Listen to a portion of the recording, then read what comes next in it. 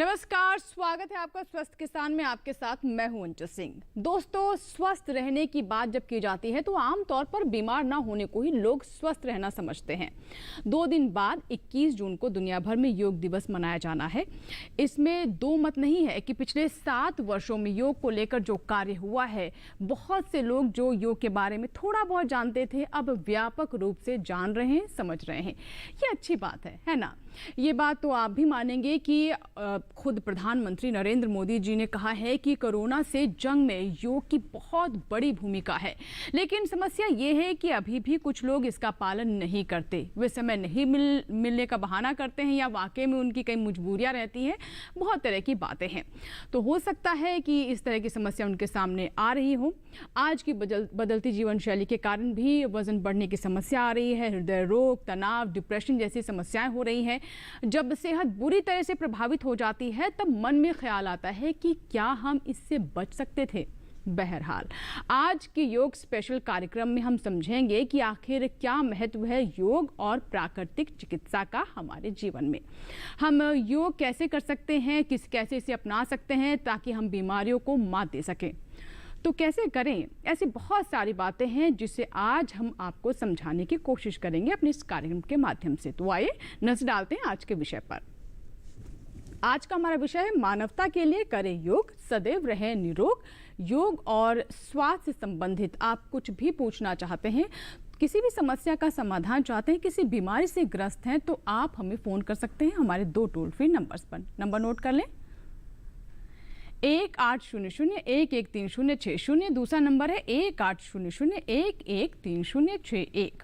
आपको बता दें कि 1 घंटे के हमारे इस कार्यक्रम में आपके साथ हमारे साथ 2 विशेषज्ञ रहेंगे। जी हाँ, मशहूर हमारे साथ ये योग विशेषज्ञ हैं। हमारे साथ योग गुरु डॉक्टर सुरक्षित गोस्वामी जी हैं। बहुत बहुत स्वागत है स्वामी जी आपका कार्यक्रम में। और आपको बता दें कि आप प्राचीन विद्याओं के शिक्षक भी रह चुके हैं और 6000 से ज़्यादा योग वर्कशॉप का संचालन भी कर चुके हैं। तो अंदाज़ा लगा सकते हैं कि 6000 से ज़्यादा वो ऐसे सेशन ले चुके हैं, ऐसे संचालन कर चुके हैं। तो आपसे हम खास तौर से समझेंगे कि कैसे तन के साथ साथ मन के स्वास्थ्य पर भी हम काम कर सकते हैं, उस पर प्रकाश डालेंगे।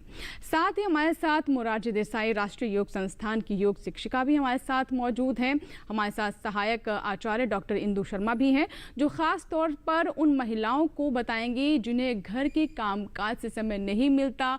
ऐसे में वो झाड़ू पोछा लगाते हुए क्या करें कि वो भी योग बन जाए, है ना। कमाल की बात। तो बिल्कुल आप हमारे साथ बने रहें, बहुत सारी कमाल की बातें आपको आज के इस कार्यक्रम में पता लगने वाली हैं। बहुत बहुत स्वागत है इंदु जी आपका भी कार्यक्रम में। तो बिल्कुल जैसे कि हम योग की बात करें, और देखिए योग की खूबसूरती यही होती है कि जो हमारे अंदर ऊर्जा है उसका सही संचालन कैसे करें। यहाँ पे कैलोरी बर्न करने की बात नहीं होती है, आपकी जो ऊर्जा है उसे किस तरीके से आप संचालित करें, उसका बैलेंस आप कैसे करें, यही योग बताता है। और योग का मतलब ही होता है एडिशन। तो चलिए बातचीत की शुरुआत करें, उससे पहले देखते हैं कि ये रिपोर्ट।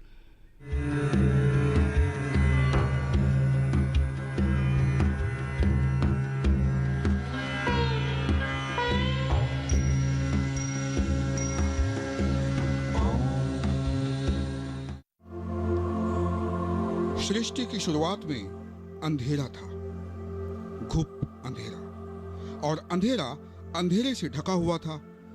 फिर एक ध्वनि के साथ प्रकाश का प्रादुर्भाव हुआ।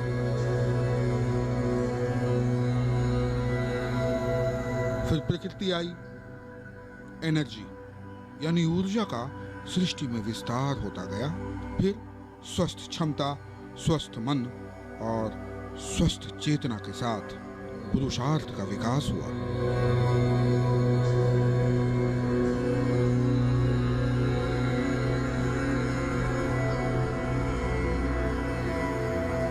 विकास के इस क्रम में लगभग 5000 साल पूर्व भारत में एक ऐसा इंसान हुआ जिसने चेतना के तथ्यों को रहस्य से बाहर निकालकर योग को शुद्ध विज्ञान बना दिया। महर्षि पतंजलि का योग दर्शन कहता है, योग के समान कोई बल नहीं और सांख्य के समान दूसरा कोई ज्ञान नहीं। जी हाँ, ज्ञान सृष्टि की दृष्टि में समाहित एकमात्र योग ही तो है जो नित्य नए आयाम खोलता है। यह प्रकृति का एक मजबूत आधार है, एक ऐसा आधार जो बीज से पौधा और फिर एक वृक्ष के रूप में दृष्टिगोचर होता है।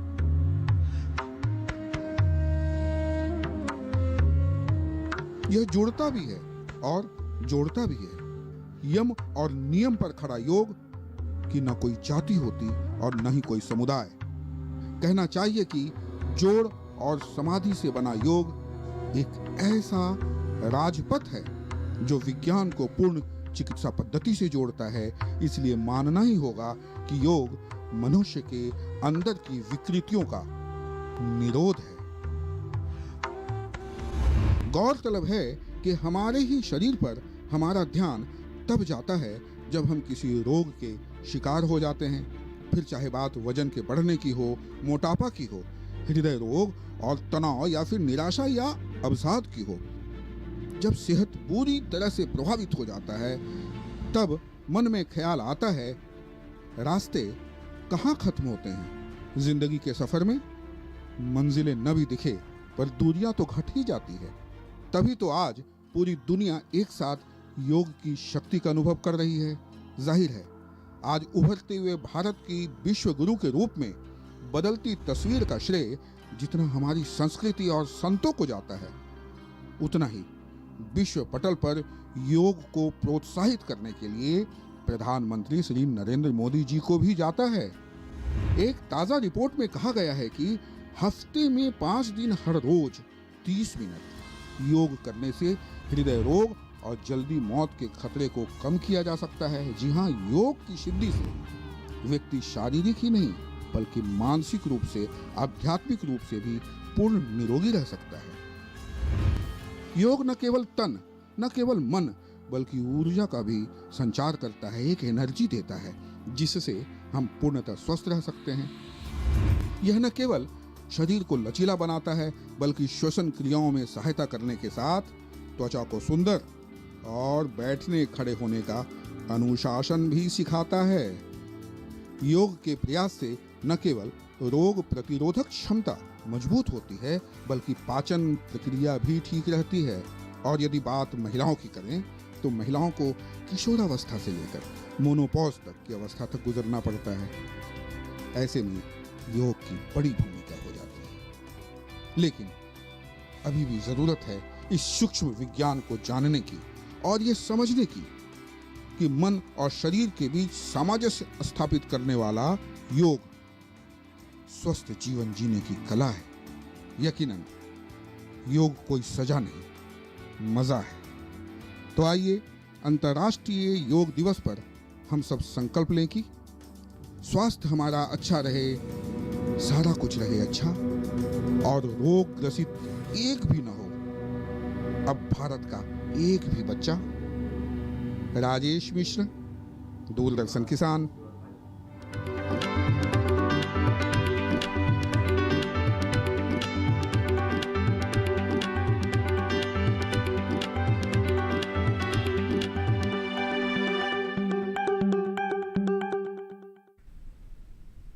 बिल्कुल, वाकई में योग कोई सज़ा नहीं, मज़ा है। और इस आनंद की अनुभूति वही व्यक्ति कर सकता है जो योग करेगा, वही समझ सकता है कि कैसे एक आनंद का सागर है ये।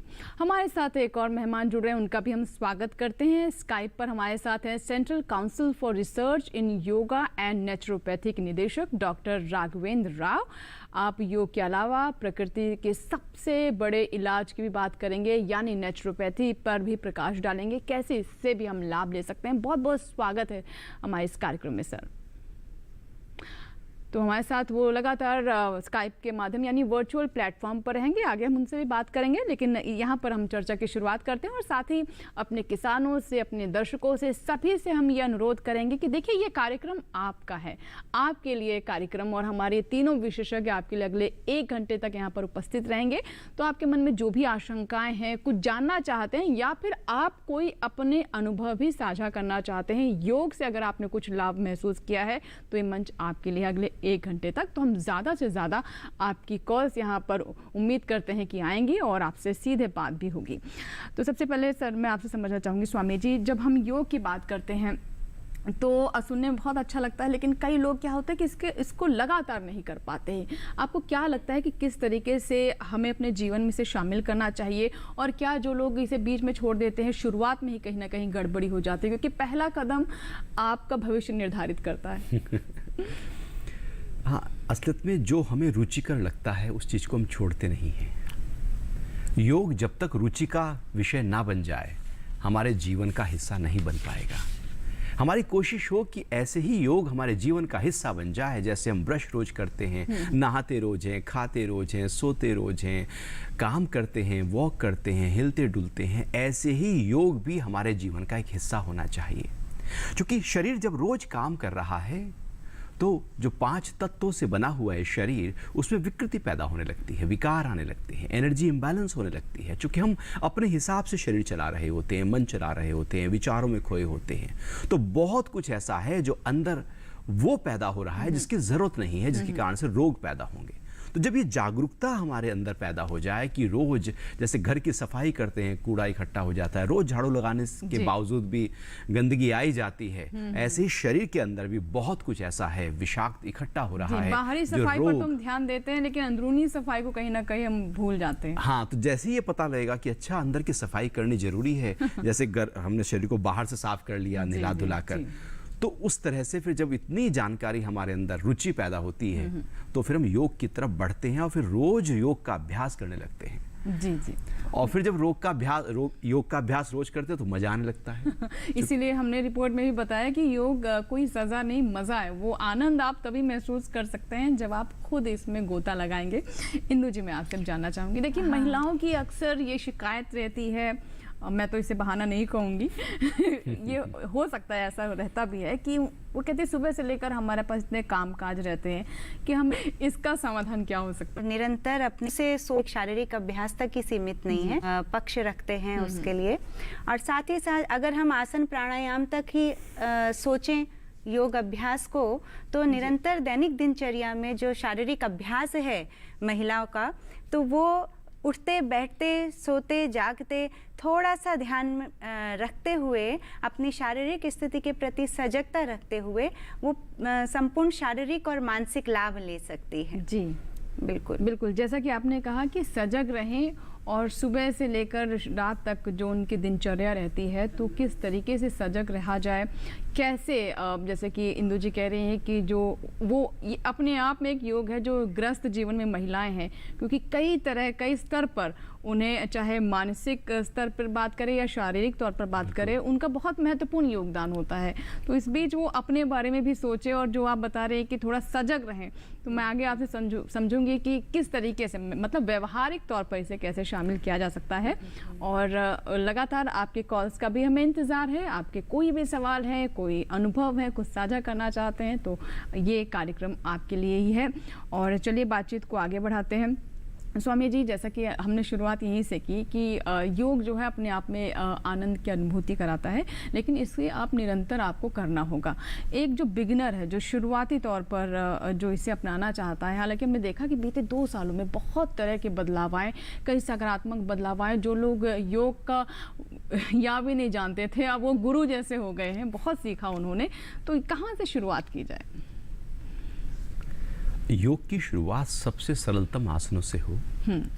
सांस की क्रियाएं तो हमारी चली रही हैं, 21,600 बार सांस 24 घंटे में आ रहा है, जा रहा है। सांसों के अनुभव करने से शुरुआत हो जाए कि श्वास कब मेरे भीतर गई, कब बाहर आई। ये एक श्वासों पर ध्यान, एक अनूठी प्रक्रिया जो हमारे मन को शांत कर देगी। और हल्के फुल्के अभ्यास, जैसे खड़े होकर 2-3 आसन कर लिए, कमर के बल लेट कर 2-3 आसन कर लिए, उल्टा लेट गए वहाँ पर 2-3 आसन कर लिए, बैठकर, मतलब शरीर को धीरे धीरे हर आकृति उसको ढालते हुए, हर जोड़ को, हर मांसपेशियों को एक वैज्ञानिक तरीके से आकृति देते हुए आप हल्के फुल्के अभ्यास करें। जी। हल्के फुल्के अभ्यास हमारी बॉडी एनर्जी को, हमारी पूरी जीवनी शक्ति को एक संतुलन देंगे। और जब वो संतुलन मिलेगा तो वहाँ पर जो बीमारियां उम्र के साथ पैदा हो रही हैं, या हमारी जो दिनचर्या इतनी बिगड़ गई है, खान पान बिगड़ गया है, उसके कारण से जो बीमारियां पैदा हो रही हैं वो काफ़ी हद तक दूर होने लगेंगी। और हमको खुद ही लगेगा, अरे आज का दिन तो बड़ी ऊर्जा से भरा हुआ है, सांझ आते आते उतनी थकान नहीं हो रही है जितनी पहले होती थी। तो हल्के फुल्के अभ्यास जिसमें प्राणायाम का अभ्यास, नाड़ी शोधन प्राणायाम, जिसमें बस एक श्वास बाएं से श्वास भर लिया, दाएं से निकाल दिया, नासारंध्र से, फिर दाएं से भर लिया, बाएं से निकाल दिया। एक सिंपल तरीका, एक से भरा, दूसरे से निकाला, दूसरे से भरा, पहले से निकाला, या दोनों से भरा, दोनों से निकाल दिया। धीरे धीरे ये सांसों की क्रियाएं जैसे जैसे हम करना शुरू करेंगे, आप पाएंगे कुछ हो रहा है। स्वामी जी, जैसे कि आप बता रहे हैं कि किसी भी समय आप इसे कर सकते हैं और अपने जीवन को उस तरीके से आप ढाल लें कि आपका पूरा जीवन ही योग क्रिया हो जाए, है ना। तो जैसे आप अभी बैठकर हमें समझा रहे हैं, तो क्या थोड़ा सा हमें आप बताएंगे कि किस तरीके से, क्योंकि सांस आपने बताया कि सबसे महत्वपूर्ण है, सांसों को किस तरीके से उसे बैलेंस किया जाए और कैसे इसे अपने स्वास्थ्य के लिए आप जो क्रियाएँ हैं उन्हें कर सकते हैं। असलियत में श्वास जो आ रही है, जा रही है, वो केवल श्वास नहीं बल्कि एक जीवनी शक्ति के साथ जुड़ा हुआ है, और जीवनी शक्ति प्राण है, और प्राण हमारी चेतना से जुड़ा हुआ है जी। सब आपस में जुड़े हुए हैं। श्वास की क्रियाएं तब उखड़ जाती हैं जब हमारा मन विचलित होता है। जैसे किसी को क्रोध है, नाराज है, डिप्रेस है, दुखी है, भयभीत है, तो आप देखना हमारी सांस उखड़ी होगी, या तो भारी हो जाएगी, या टूट कर चलेगी, या तेज चलेगी, या धीमी हो जाएगी, या बिखर जाएगी। ऐसे में यदि हम अपनी सांसों को ध्यान दें तो हमारा मन शांत होने लगता है। तो सांसों को ध्यान देना बड़ा आसान है बनिस्बत कि हम मन को शांत करने पर चले। तो श्वासों की क्रियाओं में हम श्वास तो आ रही है जी, हम आंख बंद करके बैठ गए और देखा, अच्छा श्वास बाहर निकली, तो थोड़ा सा उसको लंबा गहरा सांस भरना शुरू किया, बढ़ते गए और भरा लगा कि जैसे छाती भी और पेट भी श्वास से भर गया है। और फिर धीरे धीरे सांस को निकालना शुरू किया, निकालते गए बिल्कुल धीरे धीरे बिना आवाज के, पूरा सांस बाहर निकल गया। जब बाहर निकल गया तो फिर भरना शुरू कर दिया, धीरे धीरे पूरा श्वास अंदर भर गया।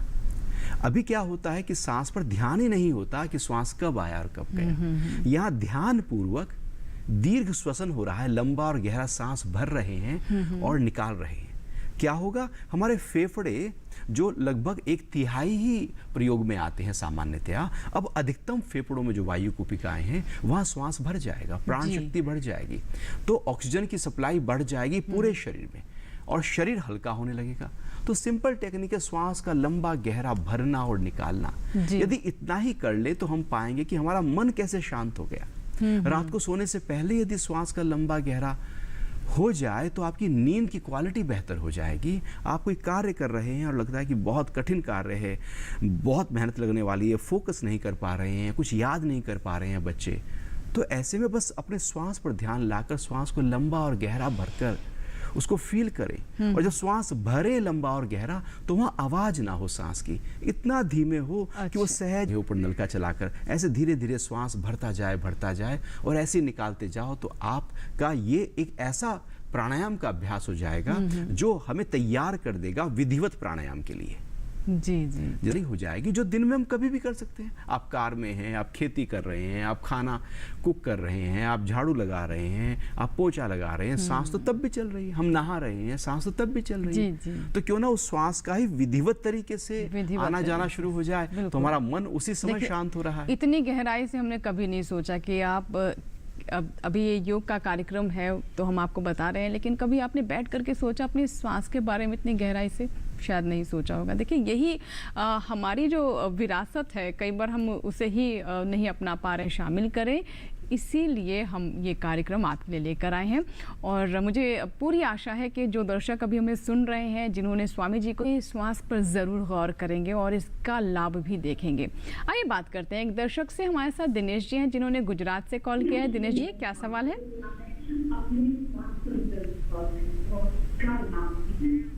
दिनेश जी, आप मुझे सुन पा रहे हैं? दिनेश जी, क्या आप तक मेरी आवाज पहुंच पा रही है? हाँ जी, मेरी आवाज। जी नमस्कार दिनेश जी, बताइए क्या जानना चाहते हैं? मेरा गुरुजी से सवाल है कि जैसे हम ये योग की बात करते हैं तो उसके अंदर एक आध्यात्मिक योग भी रहता है और एक एक्सरसाइज वाला योग रहता है। तो आध्यात्मिक योग कभी कभार इतना अट्रैक्टिव लगता है कि आदमी पूरा दिन वही सुनता रहता है और अपने डेली रूटीन के काम भी छोड़ देता है। नहीं, आप सुनते हैं, करते भी हैं? हाँ जी, मैं सुनता भी हूँ और करता भी हूँ। अच्छा, मेडिटेशन की कहना चाहूँगी प्लस में वो जैसे स्पिरिचुअल टॉक्स होती हैं रामकृष्ण परमहंस की या फिर ओशो की, हम समझ गए आपकी, बिल्कुल। बिल्कुल। हमारे इंदु जी। पौराणिक ग्रंथ धर्म अर्थ काम मोक्ष पुरुषार्थ चतुष्टय की बात करते हैं कि हमारे जीवन का पुरुषार्थ क्या है, हमें किसके लिए प्रयास करना की पूर्ति भी करनी चाहिए, और साथ में हमें एट दी एंड हमारा जो जीवन का लक्ष्य है मुक्ति प्राप्ति के लिए चाहत रखनी चाहिए।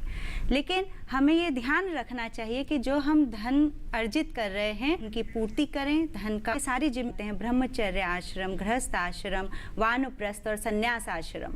तो जीवन के हर एक पड़ाव में हर एक हुए धर्मानुकूल आचरण करते हुए हमें आगे बढ़ना चाहिए। जी स्वामी जी, आप भी इसमें कुछ कहना चाहेंगे? क्योंकि मुझे लगता है कि जो हमारे दर्शक थे योग करते भी हैं, इसको शायद और गहराई से जानने का भी प्रयास कर रहे हैं, और इनका कहना है कि ये इसमें बिल्कुल डूबते जा रहे हैं, इतना डूब जाते हैं कई बार कि इन्हें अपने जो अन्य कार्य होते हैं शायद उसे भी भूल जाते हैं। तो ये क्या आमतौर पर लोगों के साथ ऐसा होने की आशंका रहती है, और अगर ऐसा है तो क्या किया जाए? असलियत में हर व्यक्ति की एक प्रवृत्ति प्यास होती है। प्यास है अपने से जुड़ जाने की। जो बिछुड़े हैं प्यारे से भटकते दर बदर फिरते, हम अपने ही से जुड़ने की जो अनूठी क्रिया है उसको योग कहते हैं। और जो आध्यात्मिक ज्ञान है, जैसे गीता उपनिषद सब आध्यात्मिक ज्ञान है, वो ज्ञान हमें अपने होने का एहसास कराता है, हमें अपने स्वरूप से जोड़ना सिखाता है।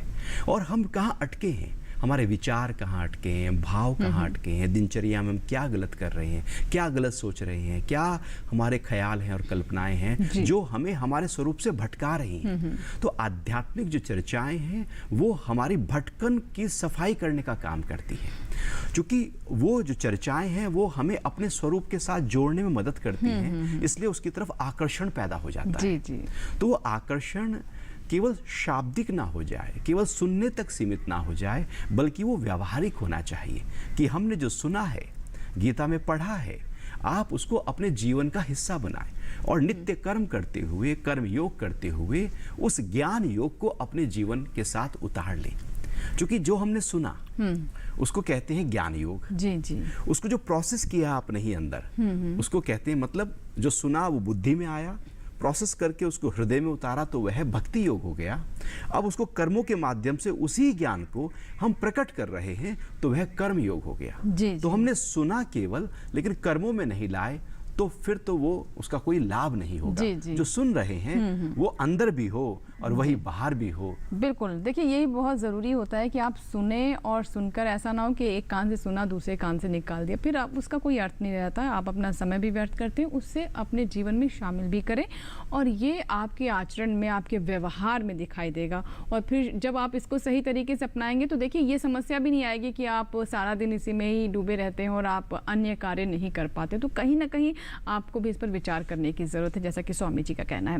हमारे साथ राघवेंद्र जी भी जुड़ रहे हैं, डॉक्टर राघवेंद्र राव। आइए उनसे बात करते हैं। सर, स्वागत है आपका स्वस्थ किसान में। हेलो जी, नमस्कार। सबसे पहले हम आपसे समझना चाहेंगे योग एवं प्राकृतिक चिकित्सा, इसका क्या महत्व है हमारे जीवन में?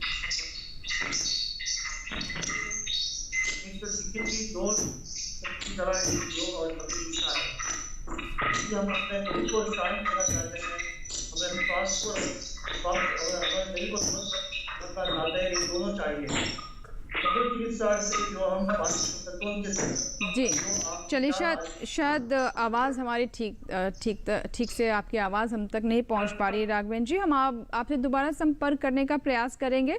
डॉक्टर इंदु, मैं आपसे समझना चाहूँगी, जैसे कि मेरा सवाल था राघवेंद्र जी से, जो हम प्राकृतिक चिकित्सा और योग की बात करते हैं और जो जानकार वो कहते हैं ये अपने आप में पूरक हैं, कैसे समझे इसे, क्या महत्व हमारे जीवन में इसका? हमारा शरीर का जो निर्माण हुआ है पंच महाभूतों से हुआ है, पृथ्वी, अग्नि, जल, वायु, आकाश। हमारे शरीर के बाहर, शरीर के भीतर यही पंच महाभूत हैं और इन्हीं के माध्यम से हम इनको, अपने शरीर को पोषित भी करते हैं। हम प्राकृतिक चिकित्सा में जो मिट्टी है, मिट्टी के माध्यम से शरीर को पोषित करते हैं, विकारों को दूर करने का प्रयास करते हैं। जो जल तत्व है, जल तत्व के माध्यम से हम पानी के द्वारा चिकित्सा करते हैं। बहुत सारी विधियां हैं, हिप बाथ है, अलग अलग विधियों के माध्यम से, जल के माध्यम से हम विकारों को दूर करने का प्रयास करते हैं। उपवास के माध्यम से हम विकारों को दूर करने का प्रयास करते हैं। तो पृथ्वी, अग्नि, जल, वायु, आकाश, वायु, प्राणायाम आदि क्रियाओं के माध्यम से हम विकारों को दूर करते हैं। जिस तत्व की कमी के कारण विकार उत्पन्न हुआ है तो वो इनबैलेंस हुआ है ना। तो हम प्राकृतिक चिकित्सा में प्राकृतिक उपकरणों के माध्यम से ही उन विकारों को दूर करने का प्रयास करते हैं, ताकि व्यक्ति प्राकृतिक रूप से ही स्वस्थ हो पाए। जी जी जी बिल्कुल। तो उसका प्रयास प्राकृतिक चिकित्सा में किया जाता है, जिसके कोई साइड इफेक्ट भी नहीं है। जी बिल्कुल, ये अच्छी बात है कि जो प्राकृतिक चिकित्सा की हम बात करते हैं उसमें किसी तरह के साइड इफेक्ट्स की समस्या नहीं होती है, और इसीलिए इसे प्राकृतिक चिकित्सा भी कहा जाता है।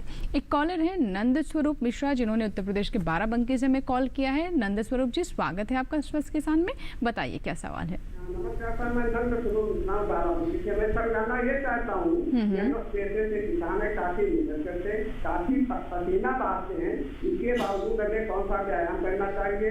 खाली पेट करना चाहिए कि भरे पेट भोजन करने के बाद करना चाहिए, कि बंद स्थान से करना चाहिए, कि खुले आसमान के नीचे की सीढ़ियों के साथ में व्यायाम करना चाहिए, या इसके अलावा और हमें क्या क्या करने की जरूरत है? जी नंद स्वरूप जी, बहुत अच्छा प्रश्न है आपका। और देखिए, आप खुद किसान हैं, मेहनत करते हैं, और उसके बाद भी आप जानना चाह रहे हैं कि आप अपने आप को और स्वस्थ रखने के लिए क्या कर सकते हैं, और बहुत सारे सवाल तो इन्होंने मेरे पूछ लिए हैं। स्वामी जी क्या बताना चाहेंगे? नहीं, ये तो बहुत अच्छा है कि आप दिन भर शरीर के साथ में कार्य करके उसका पसीना बहा रहे हैं, लेकिन जब हम शरीर के लिए शरीर से कार्य करते हैं तो आपने देखा होगा अक्सर केवल आगे झुककर काम कर रहे हैं।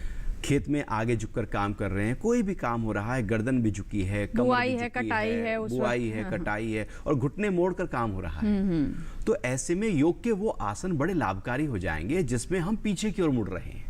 तो गर्दन आगे झुक गई है आपके क्रियाओं, दिन भर के कामों के माध्यम से, और योग के आसन आपकी गर्दन को, आपकी कमर को, आपके घुटनों को, आपकी जंघाहों को एक खिंचाव दे रहे हैं। तो ऐसे में खड़े होकर ताड़ासन बहुत अच्छा है, खड़े होकर अर्धचक्रासन, जिसमें अपनी कमर को, गर्दन को, आप खेती किसानी कर रहे हैं, आप खेत में खड़े हैं, वहीं पर खड़े हो जाएं और पैरों को थोड़ा खोलें और हाथों को पीछे पकड़ें और थोड़ी सी अपनी कमर गर्दन को पीछे मोड़ दें। तो क्या होगा, कमर को लगातार आगे झुकाने से जो कमर में दर्द आ सकता है उससे आपने बचाव कर लिया, गर्दन में दर्द आ सकता है उससे आपने बचाव कर लिया।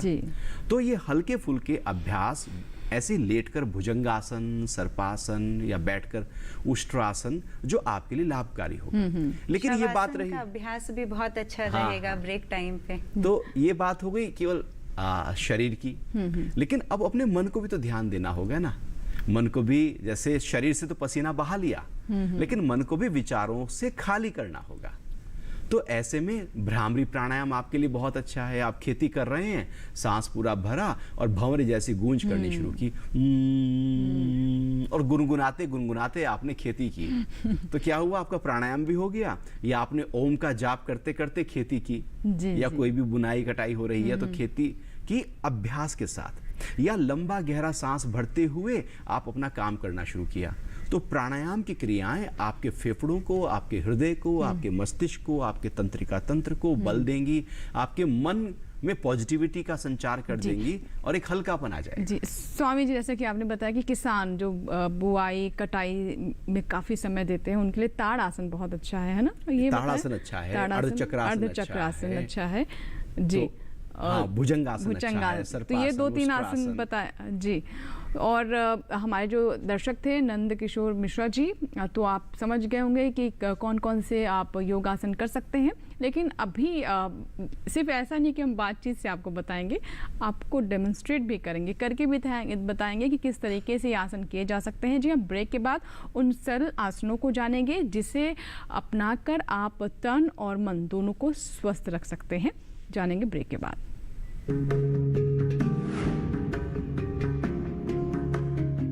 जानेंगे क्या है किसानों का हाल। हम पहुंचेंगे आपके गांव, मिलेगा सरकारी योजनाओं का ज्ञान, जब लगेगी चौपाल। देखिए चौपाल चर्चा, सोमवार से शुक्रवार सुबह 9 बजे, सिर्फ दूरदर्शन किसान पर।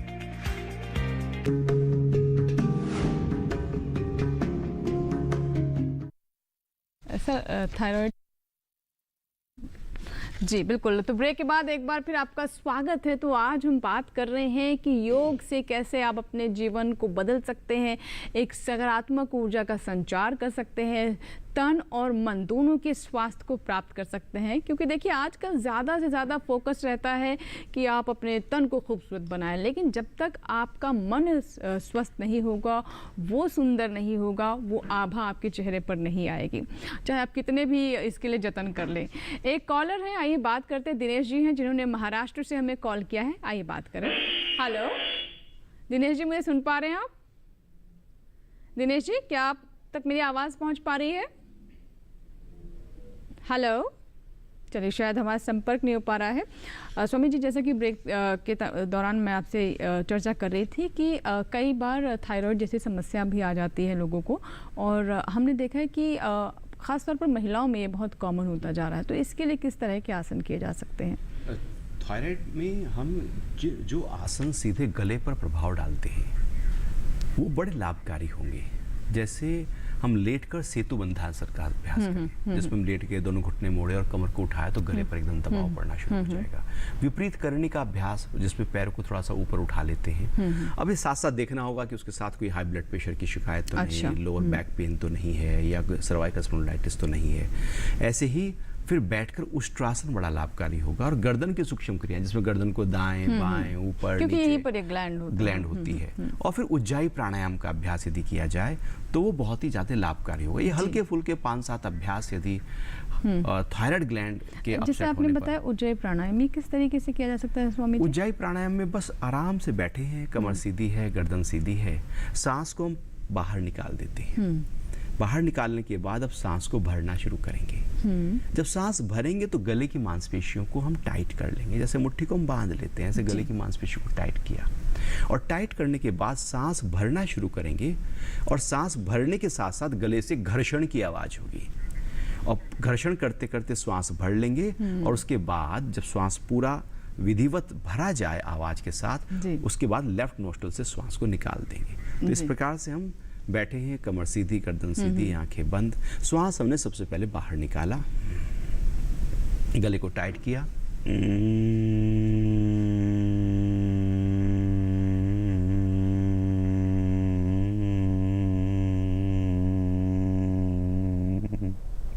पूरा भरा, और फिर लेफ्ट से निकाल दिया। तो ऐसे बार बार करीब 15 से 20 बार आपको रिपीट करना होगा। ये उज्जाई प्राणायाम थायराइड ग्लैंड को तो लाभ देगा ही देगा, साथ साथ खर्राटों की समस्या के लिए बहुत अच्छा है, फेफड़ों को बल देगा, हृदय के लिए बहुत ही लाभकारी है, और आवाज में मधुरता देता है, एक मीठापन देता है। जी जी। तो उज्जाई प्राणायाम जरूर करना चाहिए, जो हमारे विशेष रूप से फेफड़े और हृदय के स्वास्थ्य में बिल्कुल। और देखिए अब तो फेफड़े के स्वास्थ्य के लिए कितने जतन किए जा रहे हैं, और हमने देखा भी कि फेफड़ों को लेकर हम इतने सचेत नहीं थे, इसके स्वास्थ्य पर इतना काम नहीं करते थे, लेकिन जिसने पहले से इसे समझा, इसके महत्व को, उन्होंने इसका लाभ भी देखा, और बीते 2 साल कितने महत्वपूर्ण रहे हैं और कितने चुनौतीपूर्ण रहे हैं वो भी हमने जाना है। आइए बात करते हैं, कॉलर हैं कानपुर से हमारे साथ। हेलो वीरपाल जी, स्वागत है आपका स्वस्थ किसान में, बताइए क्या सवाल है? जी, सवाल मेरा ये कि मुझे पिछले 6 सालों से फूड पाइप में जलन रहती है जी, तो इसके लिए किसी वैद्य ने मुझे बताया था कि भस्त्रिका प्राणायाम और एक और दूसरा बताया तो मनोभस्त्रिका के बाद जो करते हैं, ये प्राणायाम ना किया करें, इससे और आपका ज्यादा होगा बोला जी। तो मैं वो कंफर्मेशन चाहता हूँ क्या ये सही है, और अगर ये सही है तो मैं कौन से प्राणायाम या कौन सा योगासन करूँ जिससे कि मुझे इसमें लाभ मिल सके? जी, डॉक्टर इंदु क्या बताना चाहेंगे? हाँ, शीतली प्राणायाम, शीतकारी प्राणायाम जो कि ठंडक प्रदान करने वाले होते हैं, उनका अभ्यास ज़्यादा लाभकारी रहेगा, और नाड़ी शोधन प्राणायाम सहज रूप से क्षमता अनुसार अगर अभ्यास किया जाएगा तो लाभ मिलेगा। और साथ ही खान पान पे नियंत्रण ज़रूरी है ना, पित्त प्रधान होने के कारण ये जलन की समस्या होती है, तो जितना सहज, सात्विक और प्राकृतिक भोजन लेंगे ना, बिना मसालेदार सादा भोजन लेंगे तो वो लाभ पहुंचाएगा जी। और बिल्कुल ठीक कहा था जिन वैद्य ने कहा कि आप ये अभ्यास ना करें, क्योंकि वो पित्त को बढ़ा देगा, पित्त को बढ़ा देगा। तो तेजी से कपालभाति कर रहे हैं, भस्त्रिका प्राणायाम कर रहे हैं, क्योंकि वो कफ को कम करने वाले हैं और पित्त को बढ़ाने वाले प्राणायाम गर्मी प्राकृतिक प्रदान रूप से, और करेंगे। गर्मी प्रदान करेंगे तो ऐसे में वो प्रॉब्लम जलन। बढ़ जाएगी, जलन बढ़ जाएगी। जठराग्नि और ज्यादा प्रदीप्त हो हाँ। जाएगी। जी बिल्कुल। तो चलिए अब हम आपको बताते हैं कुछ ऐसे सरल आसन, योगासन जिन्हें आप अपना सकते हैं, जिन्हें आप अपनी दिनचर्या में शामिल कर सकते हैं और स्वस्थ रह सकते हैं। आइए देखते हैं। सांस संबंधित विकार हो, चाहे कमर दर्द से संबंधित विकार हो, थायराइड रिलेटेड परेशानियों में भी अर्ध चक्रासन लाभदायक है। दोनों हाथों को कमर पे रखें, कोहनियों को समीप करें, श्वास भरते हुए गर्दन को पीछे की ओर ले जाएं और धीरे धीरे प्रयास करें अपने सीने वाले भाग को आकाश की ओर ले जाने का। सामान्य श्वास के साथ इस आसन में बने रहें। धीरे धीरे श्वास भरते हुए वापस आए और धीरे से हाथों को वापस ले आए। अगला आसन कटी चक्रासन। धीरे से दोनों पैरों में कंधे जितना अंतर दें, दोनों हाथों को अगल बगल से सामने की ओर ले आए और धीरे धीरे शरीर को दाईं तरफ मोड़ें। इसमें शरीर का नाभि से ऊपर का भाग दाईं तरफ मुड़ेगा। ध्यान रहे कमर का निचला हिस्सा सीधा रहे, सामान्य श्वास के साथ स्थिति में बने रहे। यह आसन डायबिटीज के लिए लाभदायक है। धीरे धीरे वापस आए। यही अभ्यास विपरीत दिशा से। एक आसन यदि आप बाईं दिशा से करते हैं तो उसको दाहिनी दिशा से करना आवश्यक है। धीरे धीरे वापस आए, हाथों को वापस ले आए और पैरों को मिलाएं। पादहस्तासन मेरुदंड को लचीला करने के लिए और पाचन तंत्र के लिए बहुत लाभदायक आसन। तो पहले पादहस्तासन के लिए दोनों हाथों को सामने ऊपर की ओर उठाएं, शरीर को खींचें और श्वास छोड़ते हुए सीधी कमर के साथ नीचे जितना सहज हो हाथों को जमीन पर लगाएं। सर्वाइकल स्पॉन्डिलाइसिस वाले, लंबर स्पॉन्डिलाइसिस जिनको पीड़ा है वो ना करें। धीरे से हाथों को पंजों के पास ले आए और सिर वाले भाग को नीचे की ओर ले जाने का प्रयास करें। यदि जिनसे इतना ही हो पाए इतना करें। आवश्यकता नहीं है आप ज़्यादा जाने की कोशिश के लिए अपने पेट और कमर पे खिंचाव दें। श्वास भरते हुए वापस आए। धीरे धीरे हाथों को सीधी कमर के साथ वापस ले आए। अब हाथों को अगल बगल से वापस ले आए।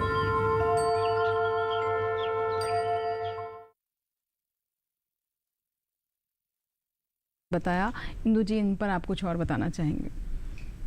ये समस्त आसन जो कॉमन योगा प्रोटोकॉल है उसमें भी रखे गए हैं। इनका बहुत अधिक प्रभाव हमारे शरीर पर पड़ता है। जैसे इससे पहले हमने थायराइड की भी बात करी, तो चूँकि गर्दन को पीछे ले जाने वाला इसमें अभ्यास है। स्पाइनल कॉर्ड हमारी बैक बेंडिंग ले रही है। अभी किसान भाई ने पूछा था, उनको भी आंसर करा गया था। बैक बेंडिंग क्योंकि हम अपने दैनिक दिनचर्या में आगे की तरफ झुकने वाले कार्य तो बहुत करते हैं, लेकिन पीछे की तरफ झुकने वाले कार्य हम नहीं कर पाते। तो हमारे समुचित विकास के लिए हमारे स्पाइनल कॉर्ड जितनी लचीली होगी उतना ही स्वास्थ्य हमारा अच्छा रहेगा। उसके लिए आगे झुकने के साथ साथ पीछे झुकना भी बहुत महत्वपूर्ण हो जाता है। जब हम आगे झुकते हैं, आगे झुकने वाले अभ्यास करते हैं, जैसे कि अभी हमने जिक्र भी किया कि दैनिक दिनचर्या में जो अभ्यास हम योग का करें तो किस प्रकार से कर सकते हैं। तो हम कोई चीज़ उठा रहे हैं तो वो आगे झुक के ही हम उठाते हैं। तो पादहस्त आसन की स्थिति है। कुछ ऊपर रखा है, अलमारी के ऊपर से कोई सामान हम ले रहे हैं, एड़ियों को उठा के हम वो सामान हाथ को ऊंचाई में करते हुए लेते हैं, तो वो ताड़ासन की स्थिति है। इसी प्रकार से जो आगे झुकने के साथ साथ पीछे झुकना है, काउंटर पोज ज़रूर करना है, इसका ध्यान रखें। जैसे कि अभी पिक्चर में भी बताया गया था कि दाहिनी तरफ मुड़ रहे हैं तो बाईं तरफ भी ज़रूर मुड़े, तभी वो समुचित रूप से नस नाड़ियों में प्रभाव पड़ेगा और हमारा स्वास्थ्य अच्छा रह सकेगा। जी बिल्कुल। तो देखिए कितने लाभ हैं और हम पूरी तरीके से आपको बता रहे हैं कि किस किस तरह से आप स्वस्थ रह सकते हैं। लेकिन स्वामी जी, एक सवाल और है मेरे मन में। देखिए हम शारीरिक बाहरी तौर पर स्वास्थ्य की तो हम बात करते हैं और आपने भी बताया कि मन का स्वस्थ रहना, मन का शीतल रहना, उसका साफ रहना भी बहुत ज़रूरी है। और हम चाहे शहरों की बात करें या गांव की बात करें, मानसिक दबाव जिसे हम स्ट्रेस कहते हैं, ये तो लगता है जैसे कहीं समा सा गया है जीवन में, क्या करें इसके लिए योग में? असलियत में उसके कारण को समझना होगा। जो तनाव है, यदि उसका कारण हमारे अंदर पड़ा हुआ है तो तनाव कभी जाएगा नहीं। योग के अभ्यास ऊपर के स्तर पर कुछ समय के लिए लाभकारी हो जाएंगे। इसलिए योग का जो ज्ञान योग पक्ष है वो उस कारण को डिसॉल्व करता है। तो यदि कारण ही डिसॉल्व हो गया कि किसी का एक भय व्यक्ति के अंदर है और वो डरा हुआ है किसी कारण से, या कोई पास्ट का दुख पड़ा है उसके मन में और वो बार बार उसे कचोटता रहता है, उसके बारे में सोचता रहता है। अब हमने ऊपर से अभ्यास तो किए लेकिन वो पास्ट का दुख उसको बार बार परेशान करता रहेगा। जी जी। तो वहाँ पर ज्ञान योग की बड़ी महत्वपूर्ण भूमिका अदा हो जाती है कि जो बीता है वो तो बीत गया, वो तो कल है। जो बीता है वो भी कल है, जो आएगा वो भी कल है। यहाँ दोनों कल हैं, चूंकि मायने कुछ भी नहीं है, चूंकि योग तो कहता है वर्तमान में आओ। तो उस ज्ञान योग के माध्यम से हम उस तनाव को दूर करते हैं और जो उसका प्रभाव हमारे शरीर के ऊपर, हमारे मन के ऊपर, नर्वस सिस्टम के ऊपर आ गया है, उसको दूर करने के लिए अब हम कुछ योग के प्राणायाम का अभ्यास करते हैं। जी जी। ऐसे में यदि हम जैसे हम पहले ही बात करते आए थे कि अनुलोम विलोम प्राणायाम यदि किया जाए, जिसमें हम सीधे हाथ की प्राणायाम मुद्रा बनाकर नाक पर ले जाते हैं, राइट नोस्ट्रल को बंद करते हैं, लेफ्ट से धीरे से श्वास भरते हैं, लेफ्ट को बंद करके राइट से निकालते हैं, राइट से फिर भरते हैं, फिर लेफ्ट से निकालते हैं। लगातार यह अभ्यास जब तक आप कर सकें इसको करते रहें। क्या होगा, हमारे शरीर की जो ऊर्जा है वो संतुलित होनी शुरू हो जाएगी और तनाव उसी समय कम, आपको खुद ही लगेगा जैसे हम अंदर से हल्के हो गए। बिल्कुल बिल्कुल।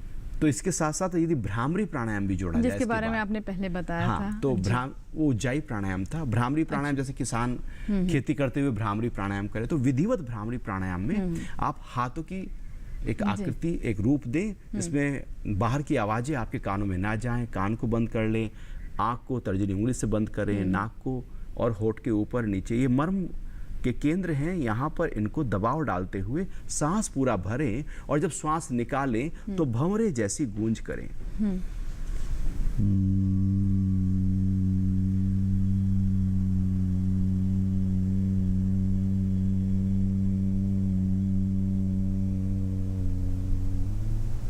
ऐसे बार बार श्वास भरकर इस गूंज को करते जाएं, 8 बार 10 बार। उसके बाद जैसे ही आप हाथ नीचे लाएंगे, आंख बंद करके बैठेंगे, आप पाएंगे जैसे हमारे मस्तिष्क में एकदम हल्कापन आ गया है। जी। तो जो हैप्पी हार्मोन्स है वो रिलीज होने शुरू हो जाते हैं। तो ये 2 अभ्यास बड़े लाभकारी होंगे तनाव के। बिल्कुल। एक कॉलर है, आइए बात करते हैं। हेलो हेलो हेलो, दीनानाथ जी मुझे सुन पा रहे हैं आप? जी नमस्कार, स्वागत है आपका स्वस्थ किसान में। बताइए क्या सवाल है?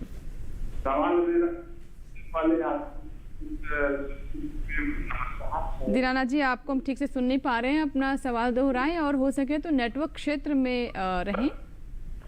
सबसे पहले आपको नमस्कार। धन्यवाद, आपको भी नमस्कार। और योग गुरु जी को भी, सभी गुरु गुरुवान को भी नमस्कार। और हमारा सवाल यह है सर, हमारे शरीर में थकान और दर्द रहता है और मस्तिष्क में उलझन रहता है, योग क्या होगा, करने से लाभ होगा, उपाय बताएं। ठीक है।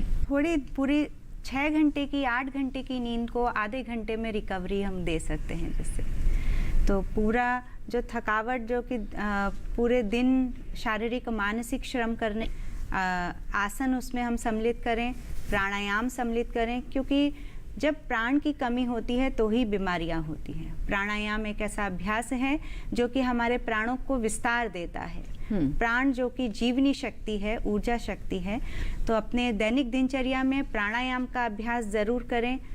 बहुत अच्छे से गहरी सांसें धीरे धीरे धीमी गति से भीतर की ओर लें, बाहर की ओर निकालें, सांसों के प्रति सजगता बनाएं।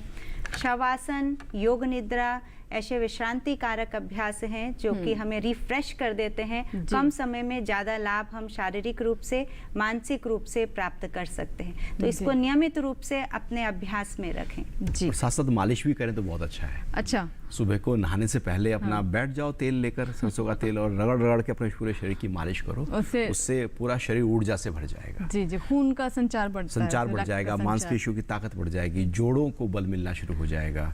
तो आयुर्वेद तो कहता है कि देखो जैसे एक घोड़ा गाड़ी है, वो गड्ढों में दिन भर रहती है तो उसकी पहियों। जी अच्छा स्वामी जी, जीवन शैली से जुड़ी एक और बहुत बड़ी समस्या और भारत तो जिस बहुत बड़ी समस्या है कि जो डायबिटिक लोग हैं उनके साथ तो बहुत सारी फिर और भी सीमाएं हो जाती हैं। क्या करना चाहिए कि इस स्थिति तक हम पहुँचे नहीं? कौन कौन से योगासन किए जा सकते हैं इसके लिए? वैसे तो हमारी जीवन शैली को हमें ध्यान देना होगा, अपने खान पान को ध्यान देना होगा और अपने शारीरिक जो गतिविधियां हैं उनको बढ़ाकर रखना होगा और अपने मन को शांत रखना। मोटापा भी एक बहुत बड़ी शरीर को क्या चाहिए उस पर ध्यान नहीं है, जीव को क्यों चाहिए, क्या चाहिए उस पर हम कौन से आसन किए जा सकते हैं इसमें? जैसे मंडूक आसन है, उत्तान मंडूक आसन है, बड़े लाभकारी आसन होते हैं जो हमारे पेट पर दबाव डालकर पेनक्रियास को एक्टिव करते हैं। उसके कारण से जो बीटा सेल्स हैं वो सक्रिय हो जाते हैं और इंसुलिन का निर्माण करना शुरू कर देते हैं। तो मंडूक आसन के बारे में आपने बताया और देखिए इंसुलिन का निर्माण होने लगता है क्योंकि कई बार हम ये भी सुनते हैं कि ऐसी स्थिति आ जाती है कि अभी हार्मोन ही हमारे शरीर में बनना बंद हो जाता है, लेकिन ऐसा नहीं है। अगर आप योग को अपनाएं तो ये रिवर्स भी किया जा सकता है जैसा कि स्वामी जी का कहना है। तो आइए देखते हैं जिन आसनों के बारे में भी स्वामी जी ने कहा। मंडूक आसन कैसे किया जाता है? मंडूक आसन सामान्य डायबिटीज़ के लिए बहुत लाभदायक है और साथ ही साथ हमारे पाचन तंत्र के लिए लाभदायक है और श्वसन तंत्र को भी स्वस्थ करने में सहायता प्रदान करता है। अब मंडूक आसन के लिए वज्रासन में बैठ जाएं।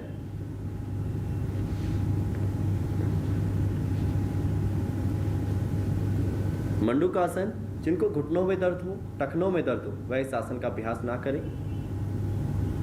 धीरे धीरे अंगूठा अंदर मुट्ठी बंद करें और अपनी मुट्ठियों को नाभि के क्षेत्र के पास रखें। श्वास छोड़ते हुए धीरे धीरे आगे की ओर झुक जाएं। धीरे से अपनी कोहनियां समानांतर करें। श्वास भरते हुए धीरे धीरे ऊपर उठें और भ्रू मध्य दृष्टि।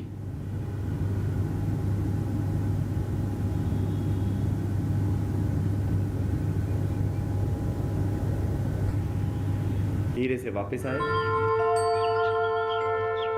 अगला अभ्यास उत्तान मंडूकासन। श्वसन तंत्र के लिए, साधकों को तनाव या हाइपरटेंशन से संबंधित विकार है उनके लिए भी, उनकी जीवन शैली में यह आसन बहुत लाभदायक है। दोनों पैरों को फैलाएं। धीरे से दोनों हाथ ऊपर ले जाएं और कोहनियों को मोड़ते हुए विपरीत कंधों के नीचे अपनी उंगलियों को रखने का प्रयास करें। आंखें कोमलता से बंद करें। सामान्य श्वास के साथ इस स्थिति में बने रहें।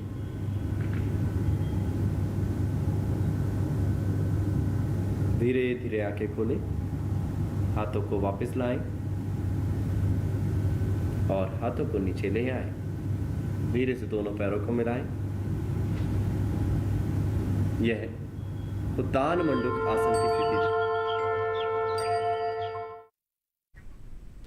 तो देखा आपने किस तरीके से आप मधुमेह की समस्या से अगर आप गुजर रहे हैं तो ये आसन अपना सकते हैं। और जैसा कि स्वामी जी का कहना है कि इंसुलिन जो कहते हैं कि धीरे धीरे बनना बंद हो जाता है शरीर में, वो भी वापस से बनना शुरू हो जाएगा। इसके साथ मैं भी ये भी कहना चाहूँगी कि कुछ आसन ऐसे जो दाएं और बाएं मुड़ने वाले हैं, जैसे वक्रासन है, अभी हमने कटिच हैं, वो भी बहुत लाभकारी हैं मधुमेह के रोग के लिए। एक कॉलर है, आइए बात कर लेते हैं उनसे भी। हेलो हेलो जी, धीरेन्द्र जी हमारे साथ, आप फोन लाइन पर हैं? जी हेलो जी नमस्कार धीरेन्द्र जी, बताइए क्या सवाल है?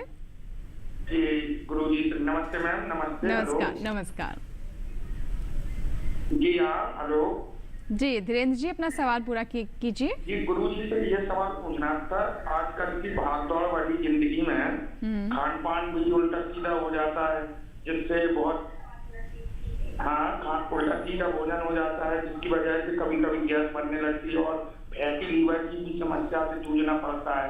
ऐसा कोई उपचार हो जो योग के द्वारा, जिससे ये समस्या ना हो? समझ गए हम आपका सवाल। स्वामी जी क्या कहना चाहेंगे? वो कह रहे हैं कि खान पीन तो ऐसे ही रहेगा, उसको हम दूर नहीं करेंगे, उसको चेंज नहीं करेंगे। एसिडिटी और जो ये वो तो जूका तू, वो तो हम वैसे चाहिए। कौन सा कर सकते हैं हम? अब आसन कौन सा करें? तो मैं पहले कहना चाहूंगा, यदि खान पीन ठीक नहीं किया तो आसन फिर लाभ नहीं देंगे। अच्छा। शरीर के अंदर तो आपने वही डाला, तो ऐसे में यदि आप अपने खान पीन को ध्यान दे दें, खान पीन थोड़ा सा ध्यान दे दें, और फिर उसके बाद जो समस्याएं शरीर में आई हैं उसके लिए कुछ अभ्यास करना शुरू करें। मुक्तासन बताते हैं, कौन सा आसन कर सकते हैं? पवन मुक्तासन बड़ा लाभकारी होगा। चलिए पवन मुक्तासन दिखाते हैं।